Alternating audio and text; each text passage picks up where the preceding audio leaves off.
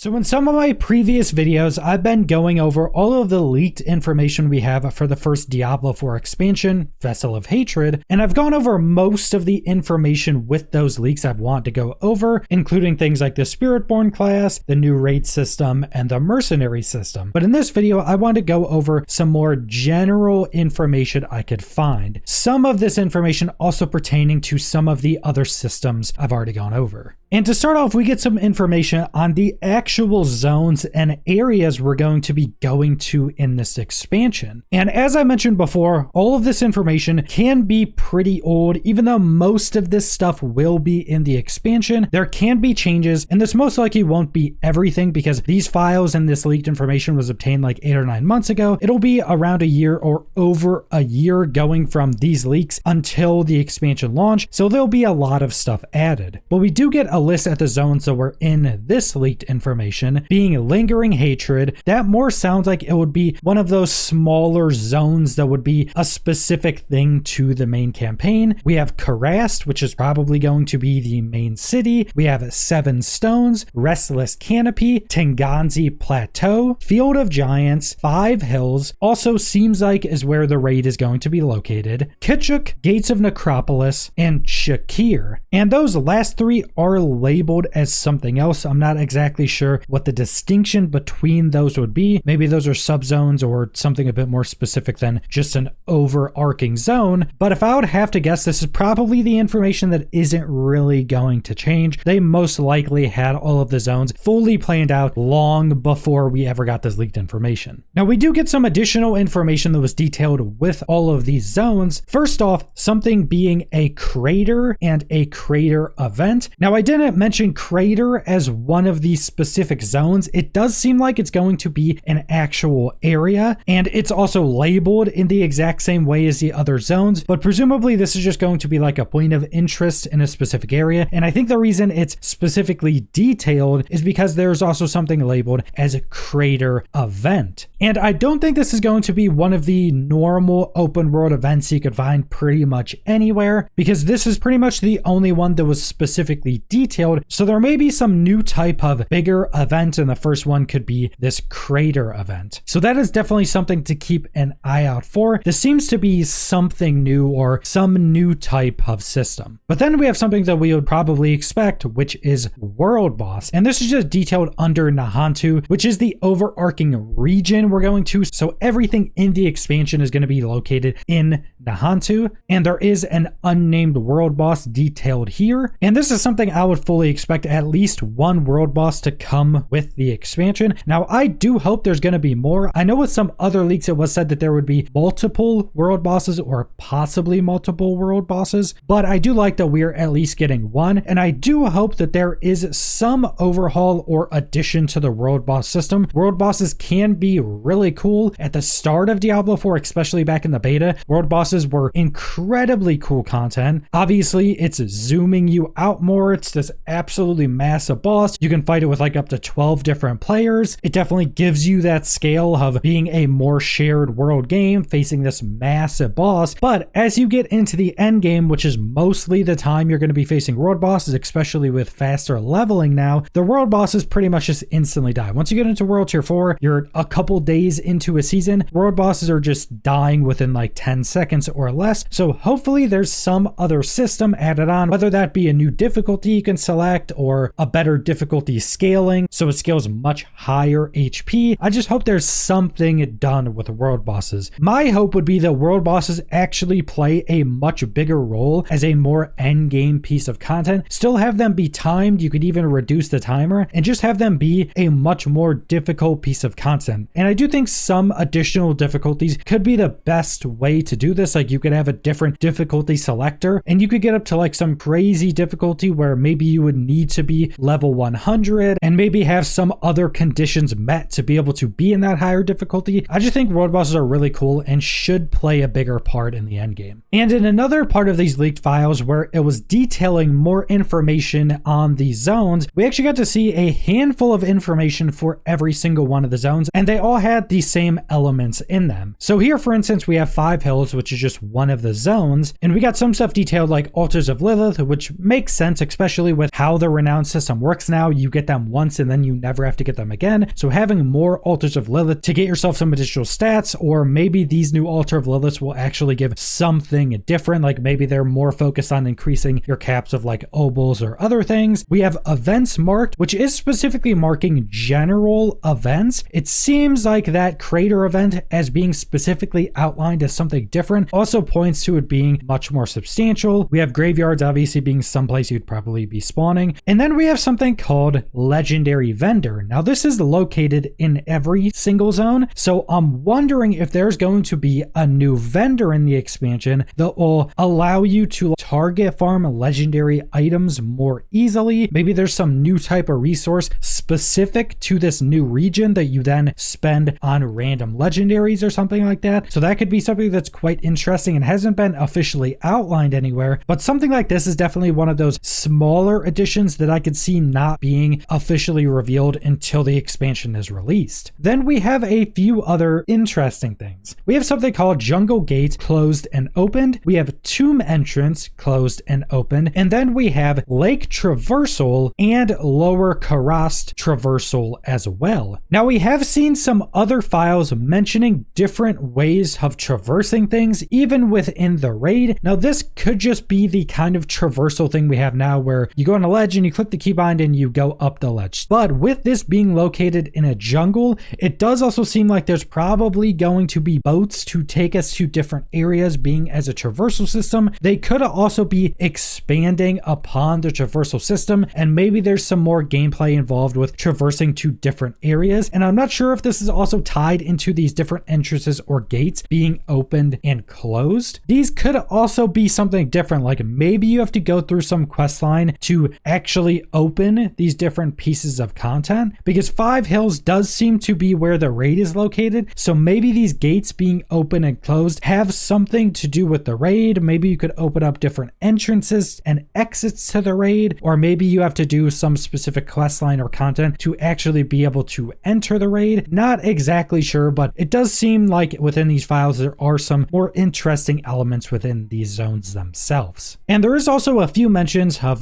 PvP. Specifically here we have PvP 1 and PvP 2. So based off this, I'm presuming that there's also going to be like the subzones that are PvP areas, like how we currently have two different PvP zones. Now I don't think the PvP zones are actually that popular. The only reason I still go into them is because it's very easy to get a lot of completion towards your whispers. But from what I've seen, not many people actually PvP in Diablo 4 to like just go PvP. If they're adding more PvP zones, it's probably going to be pretty much the exact same thing we have. These also could just be old files, and as they saw PvP being less and less used, maybe they won't even be added. Now another thing we actually get a look at is what is seeming to be a list of different dungeons that are going to be added into this expansion. And this is pretty much exactly what I would expect every expansion in the future to at least have a good chunk of new dungeons, basically just being nightmare dungeons or the base version of those nightmare dungeons. And I think that is something that they should still do. You're going to probably be going through a good chunk of those for the main campaign. And even though nightmare dungeons are kind of boring, you pretty much only do them to get your glyphs leveled up. Hopefully they change these dungeons in the future to make them more enticing, more rewarding, or hopefully much more interesting. But we did get a list of a handful of these, and these are also kind of detailing the different sections of them, whether that be a boss section, a holdout section, a no elite section, or an elite section. These are just kind of how the dungeons are broke up, kind of how you'd expect other dungeons to be made. But we have Remnants of Rage, we have Hallowed Stones, we have Forge of Malice, we have Razik's Descent, we have Iron Cenophage, we have a Murmuring Spire, we have Alarian Sepulchre, we have a Vile Hive, we have Hallowed Stones, we have Fair Eye Cliffs, we have Forgotten Remnants, we have Ruined Wilds, we have Seething Underpass,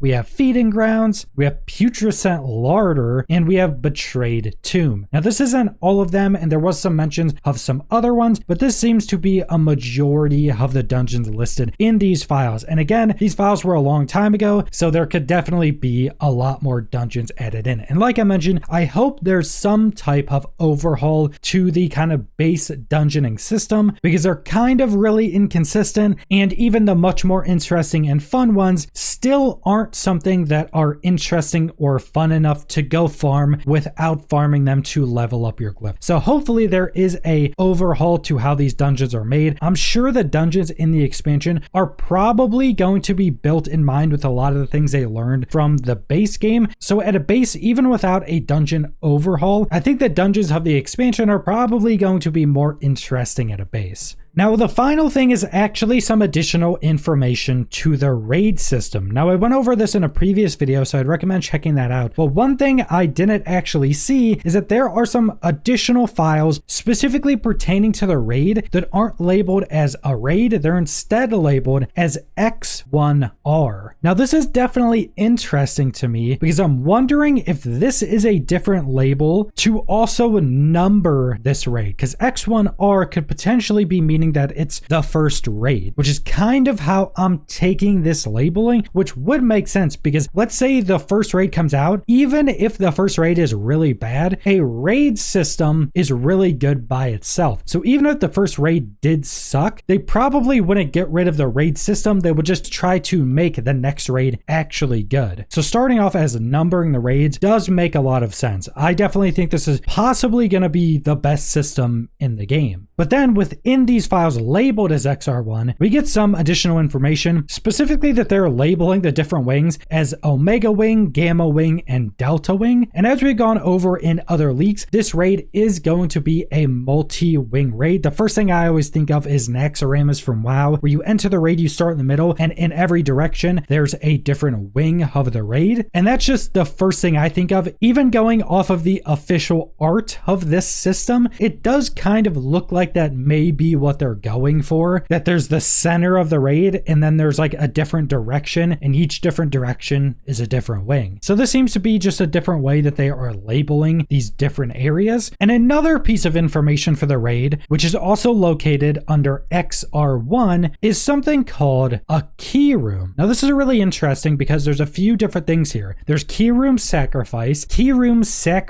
ritual, and then key room buffs. So this is interesting to me because this could mean a bunch of different things. First off, a key room. So there could be a key that you either earn outside the raid or maybe in the raid that can open up a different room. And there's a few different things I thought of when seeing this. First off being that there's a different room you could open up if you get this key within the raid or outside of the raid that could potentially just open up to some different loot. Maybe these rituals are actually tied to getting more loot, but then there's also key room buffs. And the first thing that came to my mind with this is that you can earn these different keys, maybe more specifically outside the raid, to be able to open up these key rooms where you could potentially get buffs for the rest of the raid to allow you to complete it more easily. And this could definitely be a way for people who maybe aren't as strong to earn these keys through something, go in the raid, open these key rooms, get buffed, and be able to complete the raid more easily. But if you also have these key rooms have additional loot in them, you could give players a choice. You go use this key and you either open up some more loot, maybe that's the sacrifices, or you get some type of buffs. This could allow players who are strong enough to do the raid normally to just get additional loot, and players who aren't strong enough to get a buff to help them complete the raid. And if there's a system like this to where you can get some like buffs for the rest of the raid run, this could also allow the developers to more easily add specific loot to the raids, because if you go to raids to any other game, there's always specific loot in them. But in ARPGs, usually having loot very specific to hard content doesn't end up working a lot of the time. But we already know the raid has different difficulty levels, seeming to be 5 different tiers. So having that combined with the possibility of getting buffs in the raid to help you, that may allow them to add a lot of unique items that you can only get from the raid, because if you do everything to make the raid easier, most people should be able to do it. But again, that's just pure speculation off of these different files in these different strings. It could be pretty much anything. I do think that would be a pretty interesting way to go about creating a raid that's difficult, that has specific loot in it, but to also give players who aren't strong enough to do it yet a way to make themselves a bit stronger for that run of the raid to allow them to still complete it. But that's pretty much all the additional leaked information I wanted to go over. Just some interesting files I didn't go over in any of the other videos, and we're not actually super far away from getting more information on the expansion and then actually being able to play it, because we're only a little over a week away from me recording this video to be able to see the official reveals of the first class. Presumably there's going to be some more official reveals for the expansion as well before it releases, so it won't be long until we actually get to see if all of these leaks ended up being true or if they ended up changing a bunch of the stuff later down the road. But that's all I want to go over, so thanks for watching.